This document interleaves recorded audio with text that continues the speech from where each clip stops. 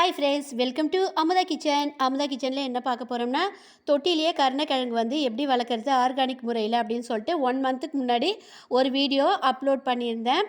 அதில் வந்து அதோடைய தழைகள் எல்லாமே வந்து குரங்கு வந்து பிடுங்கி போட்டதுனால அது வந்து வளர்ச்சி அடையாமல் கிழங்கு வந்து இதில் பாதி அளவுக்கு தான் இருந்தது. இது வந்து இன்னொரு தொட்டியில் வந்து போட்டு வச்சுதுங்க ஃப்ரெண்ட்ஸ். எவ்வளோ பெருசாக இருக்குது பாருங்கள்.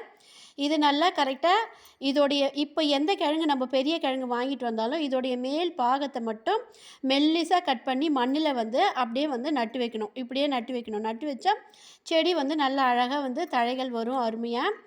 இது வச்சு கரெக்டாக வந்து 4 மந்த்ஸ் ஆயிடுச்சு. இதுவும் வந்து தழைகள் வந்து இப்போ வந்து பிடுங்கி போட்டதுனால இன்றைக்கி காலையில் தான் நான் இதை வந்து கட் பண்ணி எடுத்தேன். இது மண்ணில் வந்து நல்லா அப்படியே வந்து ஒரு கிழங்கா நல்லா வளர்ந்துருந்ததுங்க ஃப்ரெண்ட்ஸ். எவ்வளோ பெருசாக இருக்குது பாருங்கள். இது போல் ஆர்கானிக் முறையில் தொட்டியில் நம்ம கிழங்குகளையும் உற்பத்தி செய்யலாம்.